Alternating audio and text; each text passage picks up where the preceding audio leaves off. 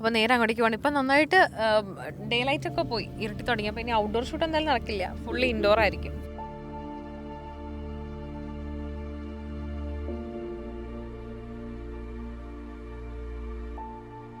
ശരിക്കും പറഞ്ഞാൽ ഒരു 3 hours നമുക്ക് ഈ ഷൂട്ട് തീർക്കണം. ഷടപടേ എന്ന് പറഞ്ഞ കാര്യങ്ങൾ നടന്നുകൊണ്ടിരിക്കുകയാണ്.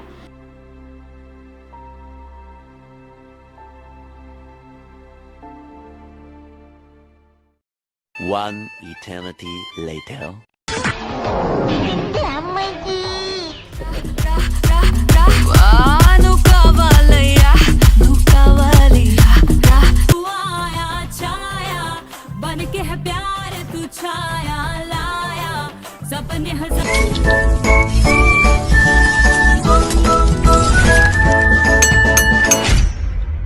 ഞാൻ റെഡിയാകാൻ വേണ്ടിയിട്ടിരുന്നപ്പോഴാണ് നിങ്ങളെ ഒരു മാജിക് കാണിക്കാമെന്ന് വിചാരിച്ചു. ഞാൻ കുറച്ച് ദിവസമായിട്ട് കാണിക്കണം എന്ന് വിചാരിച്ചായിരുന്നു.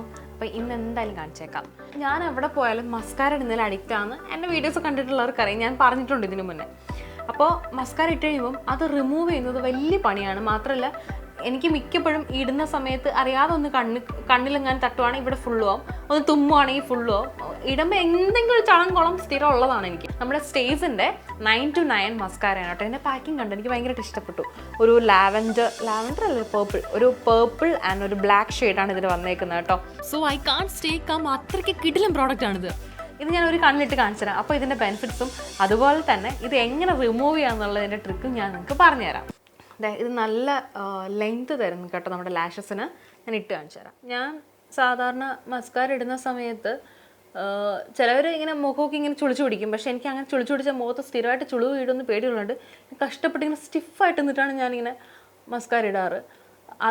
അതൊരു റീസൺ. രണ്ടാമത്തെ റീസൺ, മുഖത്ത് എവിടെയെങ്കിലും പറ്റുവാണെങ്കിൽ പിന്നെ അവിടെ അടയാളം വീഴുമല്ലോ, പിന്നെ അത് മായ്ക്കാൻ വേണ്ടിയിട്ട് നിൽക്കണം. അങ്ങനെയുള്ള ഒരുപാട് കാര്യങ്ങളുണ്ട്. ഞാനൊന്ന് ഇട്ട് കാണിച്ചു തരാം.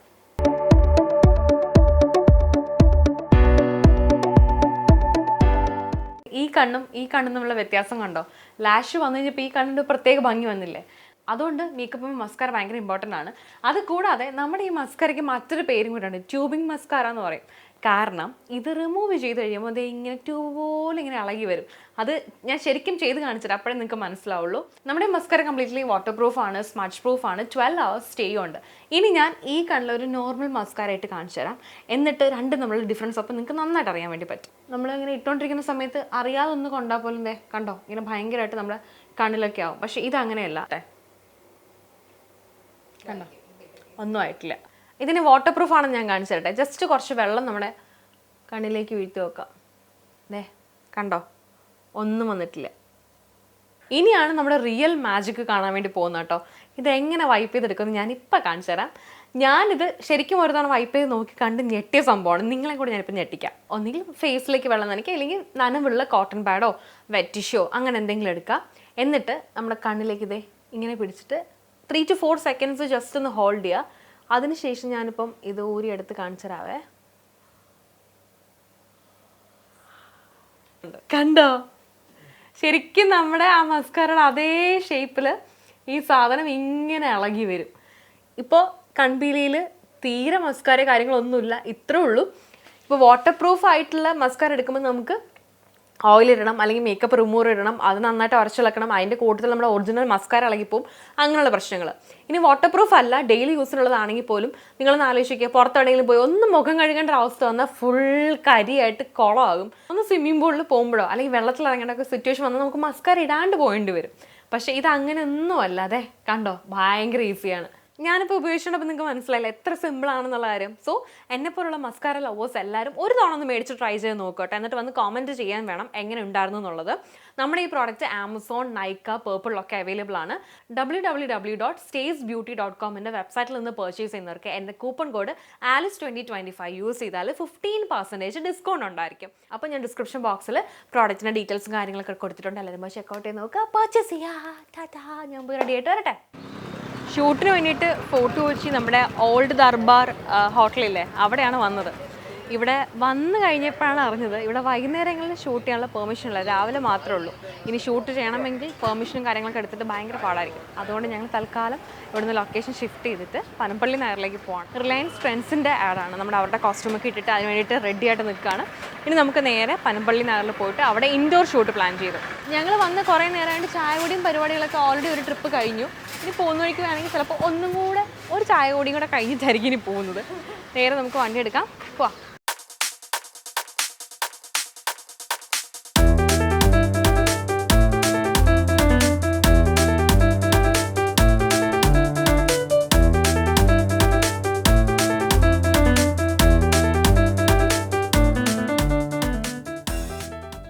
അപ്പോൾ നേരെ അങ്ങോട്ടേക്ക് പോകണം. ഇപ്പം നന്നായിട്ട് ഡേ ലൈറ്റൊക്കെ പോയി, ഇരുട്ടി തുടങ്ങി. അപ്പോൾ ഇനി ഔട്ട്ഡോർ ഷൂട്ട് എന്തായാലും നടക്കില്ല, ഫുള്ളി ഇൻഡോർ ആയിരിക്കും.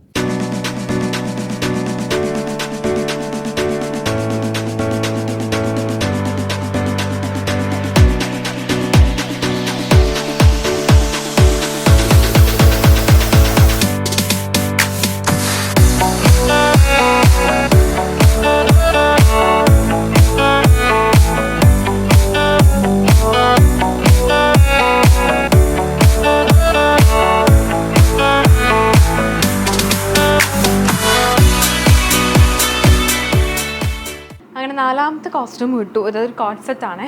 ശരിക്കും പറഞ്ഞാൽ ഒരു 3 hours നമുക്ക് ഈ ഷൂട്ട് തീർക്കണം. ഷടപടേ എന്ന് പറഞ്ഞ കാര്യങ്ങൾ നടന്നുകൊണ്ടിരിക്കുകയാണ്. സമയം ഇപ്പോൾ എന്തായാലും ഒരു 10 മണിയായിട്ടുണ്ടാവില്ലേ? 10 മണിയായിട്ടുണ്ട്. നമുക്ക് പെട്ടെന്ന് തീർക്കണം. എന്നിട്ട് വീട്ടിൽ പോയിട്ട് വേറെ 2 ഷൂട്ട് നമുക്ക് പെൻഡിങ് ഉണ്ട്. അത് 2ഉം തീർത്തിട്ടാണ് ഇന്ന് രാത്രി എനിക്ക് അടക്കാൻ, എഡിറ്റ് ചെയ്യാനുണ്ട്. പണികളോട് പണികൾ. ബോബിയും ബാലും ഏഞ്ചലും അവരെല്ലാവരും എഡിറ്റ് ചെയ്തിട്ട് എൻ്റെ ജോലിഭാരം കുറയ്ക്കാമെന്ന് പറഞ്ഞിട്ടുണ്ട്. അതുകൊണ്ട് എനിക്കിനി അഭിനയിച്ചാൽ മാത്രം മതി.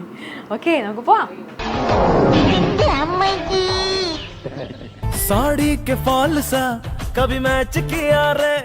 അങ്ങനെ 11 മണിയായപ്പോഴേക്കും നമ്മുടെ ഷൂട്ടും കാര്യങ്ങളൊക്കെ കഴിഞ്ഞു. ഇനി വേണം വീട്ടിൽ പോയി ഫ്രഷ് ആകാനായിട്ട്. 3 മണിക്കൂറുണ്ടെന്ന് എനിക്ക് പെട്ടെന്ന് കഴിഞ്ഞ പോലെ തോന്നി. 4 കോസ്റ്റ്യൂം. ഞാൻ കുറച്ചും കൂടെ ലാഗ് അടിക്കുമെന്ന് വിചാരിച്ചു. പക്ഷെ ഭയങ്കര സ്പീഡപ്പായിട്ട് കാര്യങ്ങളൊക്കെ നടന്നു. എനിക്ക് ഭയങ്കരമായിട്ട് ഇഷ്ടപ്പെടുകയും ചെയ്തു വർക്കും കാര്യങ്ങളൊക്കെ. അപ്പോൾ ഈ വ്ളോഗ് ഇറങ്ങുന്ന ടൈമിൽ വീഡിയോയുടെ എഡിറ്റിംഗ് ഒക്കെ കഴിഞ്ഞ് കിട്ടുവാണെങ്കിൽ ഞാൻ ആഡ് ചെയ്യാം. ഇല്ലെങ്കിൽ നിങ്ങൾ ഇൻസ്റ്റാഗ്രാമിൽ പോയി നോക്കിയാലേ വീഡിയോ കാണാൻ പറ്റുള്ളൂ. അപ്പം അങ്ങനെ ട്രെൻഡ്സിൻ്റെ കോസ്റ്റ്യൂമൊക്കെ അടിപൊളിയായിരുന്നു. എല്ലാം ഇട്ട് വീഡിയോ ഒക്കെ എടുത്തു. ഇനി പരിപാടി നേരെ വീട്ടിൽ പോവുക. പോകുന്നവർക്ക് ഭക്ഷണം കഴിക്കണം, ഫുഡ് കഴിച്ചിട്ട് വീട്ടിൽ പോവുക, ബാക്കി ഷൂട്ട് ചെയ്യുക, എഡിറ്റ് ചെയ്യുക. അതൊക്കെയാണ് പരിപാടികൾ. അപ്പോൾ അടുത്ത വ്ളോഗിൽ വീണ്ടും കാണാം അല്ലേ?